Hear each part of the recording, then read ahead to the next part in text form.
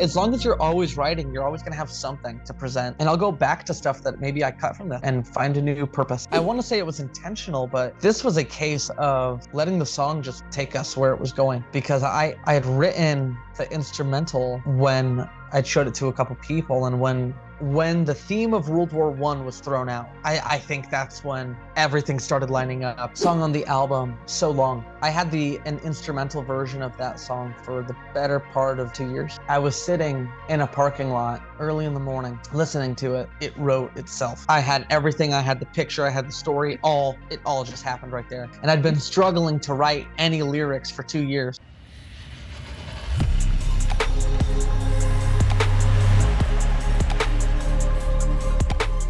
Scott, thank you for coming back on for this third part. We're going to do a little bit deeper dive on the album Roads in this one, but there are a couple things I wanted to ask first. One, you're a really prolific writer. Along with being able to churn out a bunch of songs comes writer's block. How often do you deal with that, and what do you do when that happens? Yeah, I'd be lying if I said I didn't deal with it in the writing of this album, and I primarily did because lyrics need to mean something, and you don't always have a great story to tell, right? I dealt with it here and there. I was still able to get the album done and out. It was definitely something I did deal with, and there are little cures for it: reading, listening to a lot of music, and like as silly as it sounds, like watching movies or TV shows, it can be one thing that gives you that moment. And you're like, oh, right. This is what I want to write a song about. Also, I guess it gives your brain a chance to separate itself from focusing on, I can't think of anything. That's right. And the thing that it's like this balance that you have to reach with yourself, where you're like over analyzing your lyrics because you have this great, Shakespeare poem you want to tell, but you're never going to write that. And right. No one else is going to, even if you did write that, no one's going to pick up on it. Right. It's honing what you have, what you do write on the piece of paper. Well, how much of it can be salvaged or changed or chopped up and moved around. So you mentioned lyrics. Was that primarily what caused your writer's block? I would say so. And I think that just comes from, like I say, the fact that I didn't always have a good story to tell. Yeah. And sometimes you don't need a good story. You just need a story. But even still, like, okay, great. I wrote instrumentation because the instrumentation pretty much wrote itself. And then you're just looking at this piece of paper and you got a pen and you're like, because you want something that people connect to, but you also can't overanalyze what you do right, because then you're fighting yourself more than you're fighting the song. Right. Well, and you mentioned the importance of lyrics and how that's primarily your writer's block. How do you approach lyrics? I know when you're in the studio and you're starting to create something, you don't really, that's a secondary thought because you're trying to get through melody concepts and chord progressions and that kind of thing. But when it comes down to actually deciding on the lyrics, do you ever just go with lyrics that come into your head and say, I'm not going to worry about it? Or is it always really intentional? And is that part of what causes that writer's block, is that you're trying to be intentional in your message, even if it isn't a full-blown story? It's a little bit of both. Sometimes the full story does come to your head. For instance, No Man's Land is a great example of that, where when we had the concept, it pretty much wrote itself. And we had to be the vessels through which it was written, and we had to kind of move things around and change the order, but by and large, it wrote itself. But then there's, for instance, another song on the album, Fade. I don't know what it's about, it was just, it's telling some story. I don't know if it's a story that like I sat and thought long and hard about. It's just simple, to the point. We're here. It's a fun song. It's upbeat, and you're in and you're out, kind of a thing. Yeah. When you're going into songwriting, do you ever start with the lyric? Yeah. And there are a couple songs on this record where that was the case. Is that a harder or easier, or does it make any difference in your process? The only difference it makes is I only start with the lyrics if like I just get like inspired and I write them all. Okay, gotcha. Now I have them all. now I just write music to them. Radio was an example of that. Oh, okay. Um, And that worked out but well. That's a great song. but it's different. It's different depending on what it is. You could have a verse. You could have written a verse and not have a chorus, and you try to write a chorus. Try as you might, you write a chorus. Nothing's happening, and then one day you're just driving down the road and you hear the chorus for the song on the album. So long. I had an instrumental version of that song for the better part of a year and a half, 2 years. I was sitting in a parking lot early in the morning, listening to it. It wrote itself. It just, I had everything. I had the picture, I had the story, it all just happened right there. And I'd been struggling to write any lyrics for 2 years. Right. Do you always have pencil and paper with you? Or do you do the phone voice notation stuff, or? It's whatever I have on hand. Sometimes Yeah. it is a piece of paper. I might be just like walking and I might write it down, or Yeah. it's whatever's handiest. Yeah. When you're doing that, even on a song like you were saying with Fade, is there still a message that people can draw that's obvious? I think so. Fate is very much like a relationship breakup kind of story. But again, it's not anything that I lost a lot of sleep over. Gotcha. It's just a Gotcha. With all of this songwriting and lyric focus and then writer's block, how much of that also came from kind of your speaking of roads, the roads that you've taken, you're now have a pretty important day job, but you're still wanting to do music. Did that affect writer's block on any of this? And how do you approach your writing with those two very different work types? well, yeah, I would say that it does kind of affect it, but not to the point where it completely disrupts it. I've been at work and had lyrics pop into my head, and I'll write them down, or a melody pop into my head, and I sing it into my phone and work on it later. So that option is still available to you. Then it's not like you're in a position where, oh man, I really hope I can remember this idea for the next 9 hours because there's no opportunity for me to put it down. Yeah, no, luckily it's not quite like that. I would say that there are a lot of people who with day jobs who struggle with that, and just be like, well, I hope my memory works because otherwise this song is gone. Yeah, and I have had those moments where like nothing's Sure. accessible, and I'm just like hoping I keep singing it in my head, singing it. Yeah. I've experienced. I luckily am in a position where I can write it down or sing it into my phone and save it for later. Yeah. But it's not like I haven't been on that other side. Right. I'm like try to hold on to it. Exactly. Yeah. And still function. Right. Exactly. Let's do something a little bit different here. I don't know if you want to do it in order of the tracks, or if you want to do it in order of when they were written, but let's take each song and dissect them a little bit. Okay. The list that I have, I know, has been changed since I got it for the actual release, because I know you were still working on some shuffling. So I'll let you kind of decide how you want to do that, and we'll just do a track by track on it. The album opens with Night Winds, which is kind of like an ode to Peter Murphy and like Echo and the Bunnymen and Ultravox. The main melody is very haunting and really just sends the whole thing home. And as we talked about earlier, it is very unique when you stack it up to the rest of the album. Yeah. And I thought vocally, especially, I found.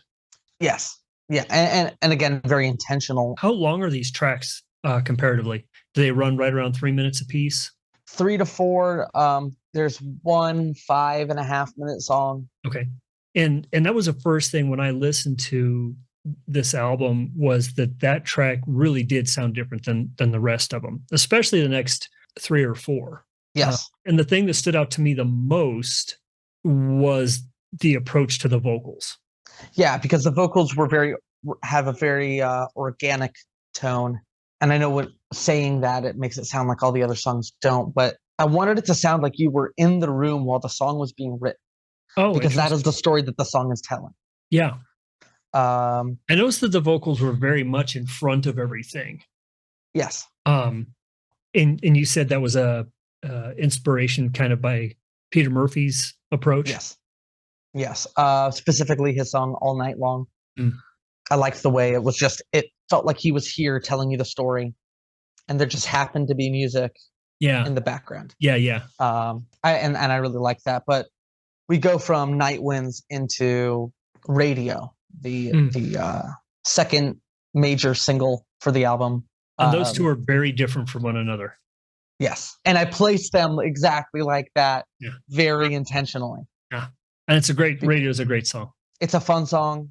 I love the story because everyone's got an example of that favorite song of Yep. theirs Yep. that they're hearing, and maybe they're not even hearing it in they're hearing it being played in someone else's car, Yeah. and they're like, "Oh, that's my song," right? Yeah. And And you get and that right away. yeah, that was I just wanted to just drive it home, like, hey, this song is about your favorite song coming on the Yeah. radio. Yes, I And love it that feels song. like one of those songs. Like it doesn't feel like you wrote a song about one of those songs. It feels like that song is one of those songs. It Oh, I has think that that's it has that feel to it where you're like, oh, hearing this song talk about me hearing my favorite song has that my favorite song feel to it. well, Does that make sense? it does, and I think that really that's a pretty major compliment. So thank you, because Yeah. that was something we struggled with lyrically. I said that it all kind of came together. Like I just had the idea for the chorus because I was describing the moment. Because at the time, I don't know where I was, but I remember hearing a song that my band from years ago used to play, and I was just like, oh, like, Yeah. and I just was like immediately like sucked back in time, Yeah. and I was just like, I want to put that. I want you to feel that when you're listening to the song. I think that definitely comes across. So that's a that was a good second song. It was a good single idea. Good song. We go from that into So Long, which we spoke about briefly, which is a song I wrote 2 years ago. This has a couple of different influences. Primarily, I would say instrumentally, one of the major influences is a British like pop band from the late 80s, early 90s called Pulp. I took a lot of like inspiration from like the way their guitar sounded. They sound very roomy, and that goes into a very my buddy helped me with the drums for Oh, this cool. song, and we Yeah. spent a long time honing that in. And I think it's just a great song. It was this one particularly, seeing the journey, because like I said, I wrote this years ago, to Yeah. hearing it now in the final version. I think it's such a cool trajectory. Yeah, for sure. For sure. And for anybody who's listening or watching this right now, not only check the album out, but send us comments on what you think about this. Tell us what your favorite track is. Tell us what you feel about these songs when you hear them. If you are getting out of it what Scott was putting into it, or if you see something totally different. I think that's one of the beauties about the arts is everybody can get something different out of it. So we'd love to hear from you. Yeah, so from So Long we go into Pieces of Her, the second like major pop kind of song. Yeah, yeah. Very steady groove that kind of very carried by the bass line. I think I wrote the bass line before anything else. Oh, interesting. And everything else kind of layered on top. And pretty simple song, catchy and fun. I think that pretty much sums it up. If you've listened to it, I think you know. Yeah, yeah. No, I do have to ask this. Are any of these tracks written about someone in particular? No. So you're just making stuff up as you go. Or situations. Pieces of Her is just like it's just like a very fun, like stereotypical, like love story. Yeah. I think that's what it is. Yeah. You hear, and part of the reason I asked that too is because you hear stories of major songs. Richard Marx wrote one called Angelina, huge song for him. And it was just somebody he happened to meet on an airplane. And yet, Right. He wrote this whole story around it. So you never know where those things are going to come from. So I had to see if I could draw some sort of secret out of you on that. Yeah. It's there are a couple songs that have little things like that, but Pieces of Her, a very cool song in my opinion. Yeah, it is a good song. From there we go into the like acoustic song for the album, Always, which is a song about patience, like situations, moments in life where maybe things aren't lining up, or you expected something to happen, but it didn't happen, and how you kind of wrestle with that. Instrumentally, I recorded a version of this on the first device I ever had that could record, late 2017. Oh, okay. I recorded the first version of this, and it's been kind of, it's been here and there, and Yeah. trying to write and rewrite. And for this, I just liked where it ended up. Yeah, and this track also ends up being presented as a reprise at the end as well, correct? Yes, that's right. How did that work, and where did that decision come from? Well, I guess that's one of the songs that factors into the whole theme that I guess I have for the record, which is, these different roads that life takes us on. That's part of it. Yeah. And I thought it was a very cool way to cap off the album, as two sides of the same coin that present two different tones, two different perspectives on the same kind of story. Gotcha. So from there we go into Secret, which is another one of those love song kind of hokey little tunes. But the story that I had in this is like that dance of like, well, are you ready to make the first move? Is she looking at you? Like kind of a thing. Right, it's like this. Yeah. Okay, we have this dance here, and I'm really happy with the way it turned out. Because I think I captured it. Because the original title is Secret Smile. Oh, interesting. Okay. And because that's exactly what, like, in my mind, that's exactly what, like, I see, like, yeah, is she actually smiling at you? Well, does she want you to know, or do you know, or that kind of a thing. What made you trim the title back? Was it too obvious of a title, or? Yeah, it was just too on the nose. Yeah. And I was like, well, let's just cut it back a little bit. Yeah. Secret. Yeah. They'll pick it up from there. Right. Yeah. No, that makes sense. From there, we go into Lighthouse, an updated version of it, trimmed up, filled out a lot more, and just a really cool, fresh take on What I Let You See through the little window months ago. Yeah. Did you do more tracking on it? Yes. We talked about trimming some of it. So you did additional tracking. I did. What did you end up adding? Did you more guitar? There are more vocal layers. There's a counter melody at the end, and more guitars. More the version of it now is a very steady, like constantly moving, like rock kind of song. How long did that take to add on to? Was that something that you always wanted to do, and you just? That was just part of the process. Yeah. I just paused it in January. I just kind of paused the process, took a picture, and then kept going. Yeah. How many did you do all the vocals on that? Yes. How many tracks did you end up doing? I always find that to be interesting, because sometimes you can hear all of the tracks when somebody sings, and sometimes you're like, they did 6 tracks. I had no idea. I couldn't hear it all. There are quite a few. At the end, there are a bunch, just because there's this melody that is in the background, but it's very choir-esque. From Lighthouse, we go into Everything, which is a song just kind of about another hokey song. What really do you bring to the table? Kind of a thing. And is what you bring to the table worth people's time? Yeah. It's a pretty straightforward song. Do you consider any of these tracks fillers? I don't, just because I know them intimately. If you listen, you may have, I think this is a filler track. Maybe this is a filler track because you. Sure. But because I know I worked on each one of these, they don't feel like fillers to me. Right. Well, and all that comes down to personal taste too, right? I mean, totally. my favorite song on an album might be the one that you think is a filler. Yeah. Who's to say what people think? Some people may think Radio's the filler, and I think that's like the strongest song on the record. Right. Yeah. From Everything, we go into Fade, which we spoke about earlier. Yeah. Just a great song. Yeah, I really like that track. Very upbeat, very pop, very fun. And again, it kind of stands out. Obviously, the first track stands out from the whole rest of the album. But then Radio and Fade, and I think the next one you're going to mention, those really each stand out on their own from the rest of the tracks, in my opinion.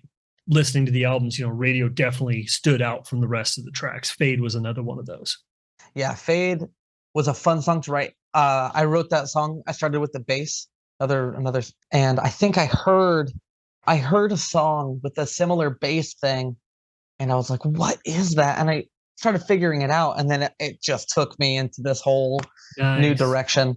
That's cool. All clean guitar, kind of like very funky, like snappy, Hmm. clicky, clean guitar sounds. That was a lot of fun to record, and it came together pretty fast. Oh, I'd say cool. within a week, I was like, I have it. Like Wow. not perfected, but Right, right. like I had the song.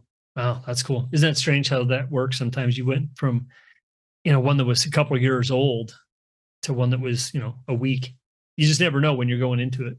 Oh yeah, and like I say, like the stuff that I may have written 6 months ago, that might be what you hear on the next, Right. just because you're kind of, as long as you're always writing, you're always going to have something to present. And I'll go back to stuff that maybe I cut from this and find a new purpose. Yeah. There was a song, I think, when we started sketching this out months ago. There's a song on this album, because this is kind of like a behind the curtains kind of a thing. Yeah, yeah. There's a song called 13 Oh, yes. that I had, and it just recently, like within the last month, didn't make the cut. I was gonna, I hadn't noticed that when I was looking at the track listing, but I remember talking about that. Interesting. Yeah, something might happen with it, but as things were falling into place, it just was one of the things that did get left behind. Yeah. But we had talked about kind of, some of where that came from and stuff, and you weren't even at that point, you weren't 100% sure what the purpose of that song was going to be as far as relation to an album or a single or whatever. So Yeah, interesting how that works out. yeah, and we'd even spoken about how it didn't have a name for a reason, Right. Yeah. because it had just kind of followed me through time as Right. Project File 13. Yeah. And then one day I was like, okay, well, if you're ever being released, you're just called 13. I'm Yeah. done. But in any event, from Fade, we go into kind of like the big, heavy song, lyrically also very heavy song, No Man's Land. Yeah. Yeah. Um, This song is like I said earlier, this is definitely a standout track in every way, lyrically, melodically. The production on it is right. very, very unique compared to the rest of the album. I want to say it was intentional, but this was a case of letting the song just take us where it was going, because I had written the instrumental when I showed it to a couple people, and when the theme of World War I was thrown out, I think that's when everything started lining up. Yeah. Our Yeah. The lyrics just kind of wrote themselves. The production really kind of took its own path. This was was the hardest song on the album to record. Oh, I'm sure. Vocally. Yeah. Now, is this also the first track you've used any samples on? Yes and no, because like there are sound effects in there of like planes and background chaos, because the theme is war. And then also in the bridge of the song we put in Woodrow Wilson speech. No, was it Woodrow? No, sorry, Winston Churchill. Yeah. Yeah. So that's why I asked that, is because I don't recall, and I might be totally wrong, I don't recall you using that approach in any of your other material up to this point. Yeah, it was quite a departure. And I think that really helps support kind of what's happening in the song. I totally think so. The bridge was the pre-chorus for the longest time. I didn't like that because the lyrics were so haunting. Mm-hmm. If you've listened to the song, or if you haven't, the lyrics are letters from home, yeah. A long lost memory, lost and alone. May God have pity on me. Yeah. And the picture that I had in my mind writing the lyrics and fleshing it out was like a soldier, like in the trenches reading a letter, and the rain is blotching the ink on the paper, and people are running by and just get mud on it, but he's wiping it away just to see what was written. Yeah. And that's the only time in the song that the song backs up, because from the beginning it hits the ground running and it drives it home. But if we were to sing that as the pre-chorus, it would kind of take away from how much it meant. Right. And by using it as the bridge, it let you kind of really feel the moment all things considered, like all the production on this album, everything, I would say I'm happiest on this track how everything came together, because it was just firing on all cylinders. Having not done any sampling of any kind, I mean, it's pretty obvious with the storyline it played an important role. But what moved you to decide to go that way? Because it's not something that you would have to do, and it's not something you've done in the past. Was it just that you just felt that it needed that, or you're like, what would really make this track even stronger is if we took some things that are thematically appropriate and put them in on top of the music? I just was closing my eyes and I heard it. Because it makes it kind of cinematic almost. And that's exactly what I was going Yeah. for, is because I felt that. I was there, and I just knew, like, as silly as it sounds, it has to be here. And how did you decide on what sounds to use? Did that come pretty naturally, or did you kind of dig around to see what was going to fit tonally and rhythmic? Well, it's also like, you don't want to like inundate the listener with every sound effect and everything. Everything kind of reaches this fever pitch at the end of the bridge where we've used everything, and you're hearing the background chaos, and you're hearing the speech as the speech is getting ready to end, and you can tell we're building up onto the last chorus. And that's when the one moment in the song where you hear, like, is it like machine gun firing, or is it someone screaming, or whatever it is, and it's only for a fraction of a second that you hear all of this before we're right back into the song, and letting everything kind of crescendo, and then going right back into the song, I think really just took it home. Yeah. Did you pull any inspiration from anybody on that, or was this just something that came to you and develop out?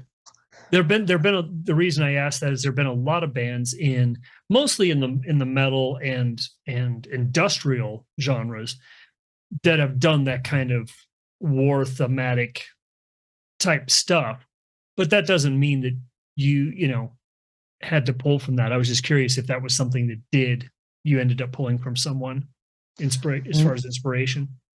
I don't think so. It just felt natural. And at the time I was working with my brother on it, he had a great ear for, like, oh, we need a little something here, a little something. And so that kind of like back and forth really built, it just kind of layered on top of itself. And yeah. I know we're not to the end of the album yet, but are you going to consider a video for any of these songs? I thought about it. That's a tough question to answer, especially financially. Oh yes, that stuff is not cheap. But I've thought about it. I've thought about what I would do. It's not off the table. Yeah, I'll answer it that way. And to go off on a tangent on this, do you feel in this day and age, everybody's got probably a different view on this, do you feel like videos are still important to music? I would say so. Maybe more for like the pop culture part of it. Maybe not so much the music. They have a role to play. I think everything kind of has a role to play. It's not my focus, but it's not something that is completely off the table, or something that I have no interest in doing. All right, well, that was definitely a tangent. Let's get back to these tracks. Well, so the song that follows No Man's Land is the reprise of Always, which is a shorter, maybe half as long, tells the same story, just a different flavor. It closes out on a completely different feel than the first track does, and again, very intentionally. Yeah, but that isn't the end of the story for this album. It's not. This album is an interesting piece of work. There's some surprises on it, some cool standalone tracks. I'm really looking forward to getting a hard copy of this and being able to. That's something we didn't talk about, is the artwork, but looking at the artwork and listening to the tracks and picking those things apart, where I can really sit and absorb them. I'm really excited to happen. So yeah, only a matter of time. Yeah. Again, you're going to be on all the platforms. Yep. And you're going to have hard copies and you're going to have merch. Scott, this was great. We're closing the part 3 of this Rhodes interview, which is fantastic. It's a new approach for us, and this was fun to go through this with you. So Yeah, a lot of fun, and always good to be back on the show. Yeah. Thanks. And we'll see you next time around. Yeah, thanks for having me.